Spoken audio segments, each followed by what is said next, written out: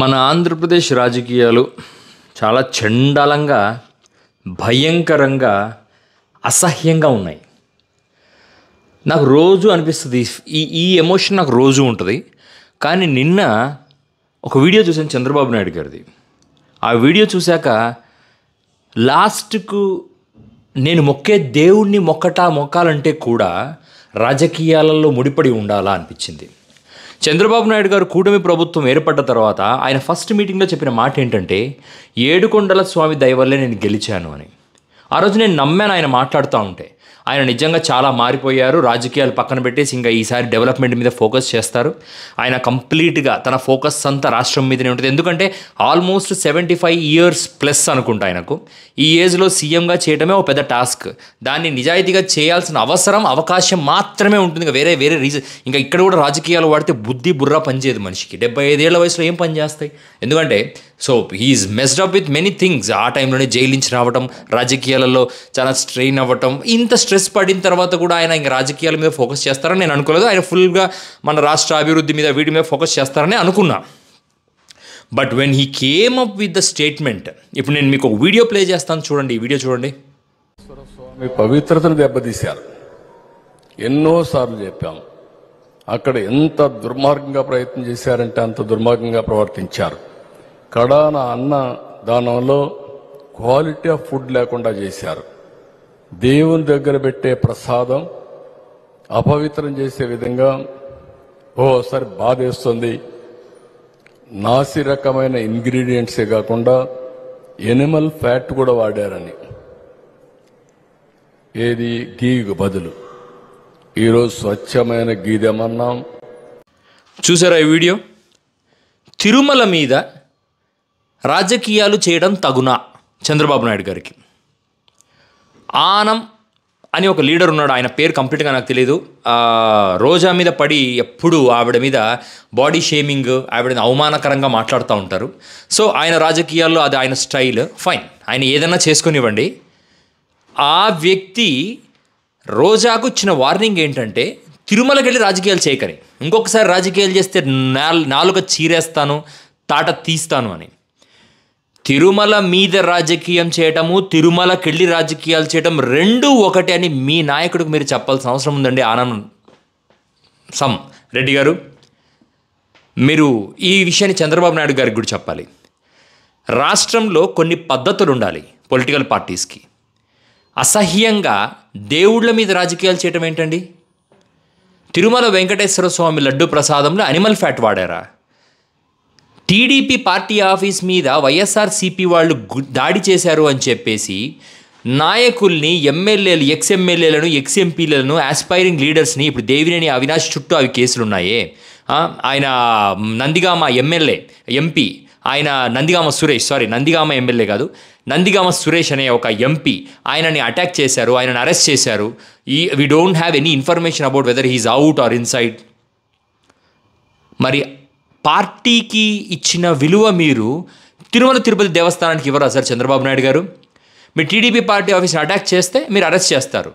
తిరుమల తిరుపతి దేవస్థానం లడ్డూలు animal fat వాడితే రాజకీయ విమర్శ చేస్తారు.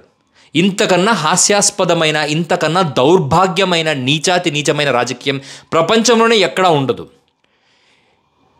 టీడీపీ, జనసేన, బీజేపీ వర్గంలో ఒక సెక్షన్ ఆఫ్ పీపుల్ ఎప్పుడు జగన్మోహన్ రెడ్డి గారిని మత కలహాలు, లేదా మత మార్పిడులు, లేదా ఇదిగో ఇలాంటి పనులు చేయడం వల్లనే వాళ్ళ నాన్న అలా అయిపోయాడు, 7 కొండల నుంచి 3 కొండలకు మార్చారు, ఇటువంటి దాడి చేస్తూ పోతున్నారు కదా. లడ్డు మీద దాడి ఎందుకు సార్? లడ్డు అంటే గత 5 ఏళ్ళు లడ్డు తిన్నవాడంతా నేను అనిమల్ ఫ్యాట్ తిన్నాను అనుకోవాలా? దాన్ని డబ్బింగ్ చేస్తే తెలుగులో జంతువుల నూనెతో తిరుమలలో లడ్డు ఎట్లా తయారు చేస్తారు సార్? వైసీపీ వాళ్ళు ఏమన్నా ఎక్కడన్నా పాకిస్తాన్ నుంచి కానీ, ఆఫ్ఘనిస్తాన్ నుంచి కానీ వచ్చారా? లేదా ఏ ఇజ్రాయెల్ నుంచో, ప్రపంచంలో మరే మతమైన నుంచి ఏమన్నా వచ్చారా? వాళ్ళు మన రాష్ట్రంలో పుట్టిన వాళ్ళే, వాళ్ళు హిందూ మతంలో పుట్టిన వాళ్ళే, వాళ్ళు ఈ దేశంలో భాగస్థులే, వాళ్ళు రాజకీయ పార్టీ. ఎంత దుర్మార్గమైన నిందలు వేసినా ఇటువంటి నింద వేయటం అనేది అత్యంత దారుణమైన నింద సార్ ఇది. నేను చంద్రబాబు నాయుడు గారి దగ్గర నుంచి ఫ్రాంక్లీ స్పీకింగ్ నేను ఇటువంటివి ఎక్స్పెక్ట్ చేయలేదు. మీరు రాజకీయ విమర్శ చెయ్యండి, తిరుమల లడ్డు మీద కాదు, ఏడుకొండలవాడి మీద కాదు. కూటమి పార్టీలో ఈరోజు ఒక ప్రామిస్ తీసుకోండి. కూటమి పార్టీలే కాదు, రాష్ట్రంలో ఉండే ప్రతి పొలిటికల్ పార్టీ, ఇన్ఫ్యాక్ట్ దేశంలో ఉండే ప్రతి పొలిటికల్ పార్టీ, మీకు ఏమాత్రం మనస్సాక్షి ఉన్నా తిరుమల మీద కానీ, శ్రీశైలం మీద కానీ, యాదగిరి గుట్ట మీద కానీ, లాస్ట్ కడపలో ఉన్న దర్గా మీద కానీ, మరే చర్చ్ మీద కానీ దేవుడి మీద రాజకీయాలు చేయకండి. సమస్య ఉంటే మాట్లాడండి, దాంట్లో నిజాలు తెలుసుకొని అధికారులతో కంక్లూడ్ చేసుకొని మాట్లాడండి. నెయ్యి క్వాలిటీ గురించి మాట్లాడటమే ఒక దరిద్రమైన విషయం. అంటే యానిమల్ ఫ్యాట్ వాడామని అంత దారుణమైన నింద ఎలా వేయగలుగుతారు సార్? ఒక ప్రూఫ్ పెట్టాలి కదా జనం ముందర. ఇదిగోండి, ఈ పలానా ఫ్యాట్ వాడారు, ఈ పలానా అనిమల్ ఫ్యాట్ వాడారు, ఈ పలానా గీ వాడారు, ఈ పలానా గీ కలుషితపూరితమైనదని మీరు చూపించాలి కదా. చూపించి కేసులు పెట్టండి. అంతేగాని మేము హిందువులుగా పుట్టి ఏడుకొండలవాడి దగ్గర దర్శనానికి పోయినప్పుడు ఆ లడ్డును మహాప్రసాదంగా తింటున్నప్పుడు వైసీపీ పార్టీ వల్లనే ఆ లడ్డు కలుషితం అయిపోయిందని చెప్పటము, అది తిన్నా మేము పార్టీని అసహించుకోవాలన్న మీ దుర్మార్గమైన రాజకీయ విలువలకు ఇది పరాకాష్ట అని చెప్పుకోవచ్చు. మీరు రాజకీయంగా ఏ నిందలేసినా మేము తీసుకోగలుగుతాం, కానీ వైఎస్ఆర్సీపీ పార్టీ మీద మీరు వేయాలనుకున్న బురద ఎలాగైనా వేయండి, జనాలు వింటారు, మేము కూడా చూస్తాం, వింటాం, విశ్లేషిస్తాం. But at the same time don't include god into such things.